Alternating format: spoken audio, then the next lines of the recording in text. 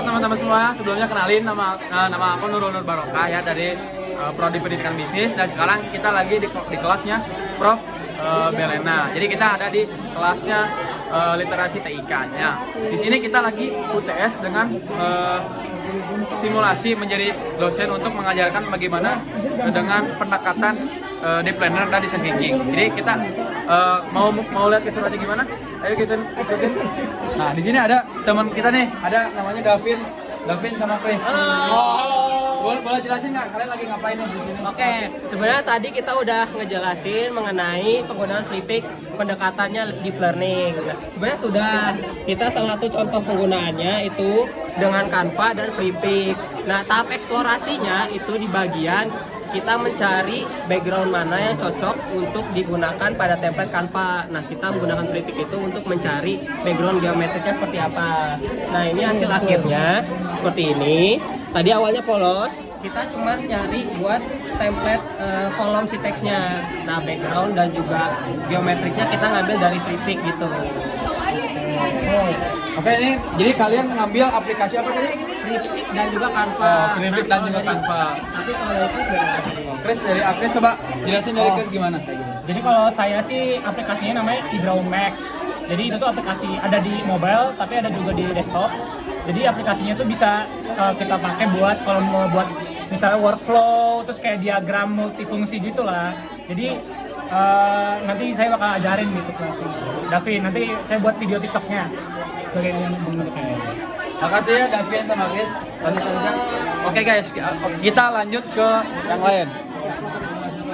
Ke sana. Dari kita ada video sama Restu nih. Oke, halo teman-teman. Jadi, Apa nih? kalian lagi apa nih di sini nih? Kebetulan, ini teman-teman. Kalau kalian tahu, inovasi buat pembelajaran digital sekarang bukan hanya tentang template Canva saja. Kalian bikin mind map biasanya pakai Canva ya? Harus ada template-nya langsung Iya, ya? misalkan, aduh disuruh bikin mind map, aman Canva ada template. Kita mah berpikirnya nggak sampai situ doang. Kita sekarang udah banyak aplikasi-aplikasi yang bisa bersaing.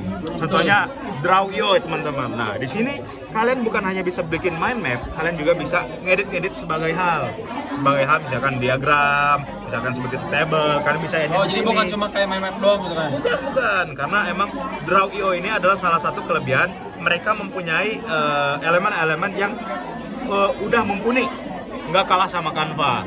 Itu, jadi kalian jangan tergantung sama Canva. Kalian harus pakai aplikasi-aplikasi lain, terutama Draw.io teman-teman.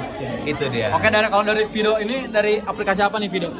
Kalau saya sendiri karena masih belum, jadi saya pakai aplikasi namanya Iowa teman-teman. Ayo itu aplikasi Jadi apa tuh? aplikasi Iowa ini tuh aplikasi khusus bikin mind map teman-teman. Jadi mind mapnya tuh kalau kalian di Canva kan pakai template terus. Nah, kalau di sini kalian bisa bikin mind mapnya sendiri.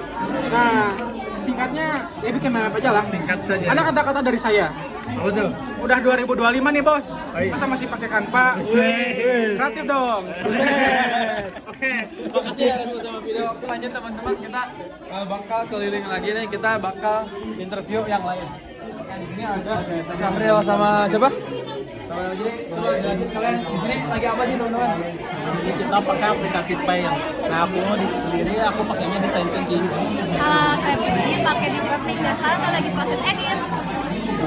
Oke, makasih ya. Semangat. Hidup mahasiswa. Hidup mahasiswa. Lanjut ya teman-teman. Di sini ada teman kita nih, ada namanya Ellen sama Siti Rahman atau disebutnya juga Rin. Oke, halo teman-teman. Ini di sini kita lagi ngapain nih? Aku lagi belajar, saya lagi belajar nyobain aplikasi reading. Apa tuh namanya? Flowy sama Notion. Itu kerjanya kayak gimana sih? Coba bisa dijelasin lebih. Gitu. Boleh sama. Oke. Kalau Notion itu buat LMS, jadi Learning Management System, tapi lebih ke personalisasi. Flowy juga adalah aplikasi serupa ya seperti Notion, tapi bedanya Flowy itu lebih simple dan juga bisa dipakai offline. Sedangkan Notion dia memang lebih lebih tidak simple gitu ya, tapi estetik. Ini mungkin bisa dicontohin dulu ya. Bisa di sini kita bandingin ini yang Flowy. Flowy mungkin cuma dot-dot seperti ini. Nah, Flowy cuma dot-dot seperti ini. Tapi kalau Notion Ini kita contohnya yang aku ya. Mana ini? Nah ini yang Notion Nah yang Notion itu lebih estetik tuh. Oh itu lebih ke estetikanya ya? Iya dan juga lebih personalisasi karena saya suka One Piece ya. Agak wibu ya betul. Nakama ini. Nah ini nakama ini jadi kita personalisasi biar belajarnya lebih mood teman-teman. Nah ini ada jadwal-jadwal ini kayak yang udah dikerjain, ini donnya atau ini kalendernya dan ini kita bisa add jurnal di sini. Apa sih yang aku grateful hari ini? Apa sih kesalahan hari ini? Itu bisa dimasukin ke Notion. Dan FLW juga sebetulnya sama, cuman FLW itu memang lebih simple. Seperti itu. Oke, terima kasih ya. Ini kalau dari Alan sendiri itu dia aplikasi apa sih? Coba jelasin kayak gimana? Aplikasi Word nih. Jadi teman-teman, kan yang mungkin kebanyakan teman-teman tahu tuh kalau aplikasi Word cuma dipakai untuk ngetik aja nih ya, atau buat dokumen aja nih. Nah kalau aku sendiri baru tahu juga sih, cuman maksudnya lebih tahu lagi kalau Word ini bisa dipakai bikin media-media infografis kayak mind map, terus juga flyer dan juga infografis lainnya. Nah, langkah-langkahnya gimana? Aku bisa jelasin sih, tapi nggak detail ya. Oh nanti nanti kan ada video TikToknya, mungkin bisa lebih dicek lagi. Kalau bisa aplikasi Word itu bisa dipakai buat infografis, mind map tuh bisa dilihat dari TikToknya. Mbak, spill TikToknya apa sih Kak? TikTok aku lupa ya username-nya apa. Mungkin nanti kita kasih linknya juga di deskripsi ya teman-teman. Oke lanjut ya, makasih teman-teman. Oke lanjut, di sini ada Linda sama siapa? Desrina. Jadi kalian sedang ngapain sih di sini? Kita lagi bikin podcast dari RTP ini. Oke, dari podcast kan itu aplikasi apa aja sih? Kalau saya pakai Quizizz, kalau saya pakai Designer. Kenapa milih aplikasi itu? Karena aplikasi ini tuh tentunya menarik dan juga bisa dijadikan alat evaluasi yang berbeda gitu, gak ngebosenin. Saya aplikasi Designer itu cocok banget untuk pemula seperti saya, karena di sini tuh banyak banget tersedia template yang langsung dapat digunakan dan juga mudah. Jadi nggak usah ribet bikin sendiri kayak gitu ya ternyata. Jadi emang tiap aplikasi itu ada plus minusnya juga teman-teman. Ada yang bikin sendiri itu bisa ngelatih kreativitas kita, bisa ngelatih istilahnya kayak kritis sedikit lah istilahnya kayak gitu. Terus ada yang bisa ngebikin langsung template aja tuh langsung ada jadi gitu. Jadi nggak usah ribet-ribet bikin sendiri kayak gitu. Jadi oke lanjut ya teman-teman.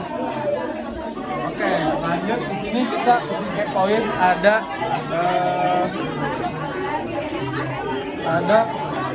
siapa nih? Coba kenalin dirinya dong. Aku Nova. Kalian lagi ngapain sih di sini? Aku lagi jelasin lebih ke podcast. Oke. Mungkin mereka lagi sibuk ya teman-teman. Lanjut di sini ada Alfa sama Lydia. Boleh jelasin kalian lagi ngapain di sini? Kita lagi belajar aplikasi pendekatan deep learning pakai aplikasi Pitch. Jadi di sini aku lagi jelasin ke Alfa gimana sih cara-caranya buat bikin PPT pakai aplikasi Pitch. Jadi ini tuh Lanjut lagi. berfokus ke PPT ya itu. Betul. Kalau Alfa ini lebih ke CapCut ya. CapCut itu apa? CapCut itu untuk bikin video pembelajaran yang kreatif. Udah. Oke, mereka lagi sibuk ya teman-teman. Oke, lanjut aja. Oke, kita kesannya teman-teman tuh ada orang yang nyumput tuh gak mau di video. Kayak lewat sini aja. Oh, mau ini ada yang mau diwawancara nih teman-teman. Ada. Apa tuh? Apa ini? Ini kalian lagi ngapain sih? Kita habis bikin video teman-teman, video podcast dan TikTok. Ya, kalau saya sendiri itu ngejelasin tentang aplikasi CorelDRAW buat bikin visual lah dalam pembelajaran. Kalau kamu? Kalau aku aplikasi Photopea teman-teman. Kamu tahapannya apa? Dengan tahapan apa?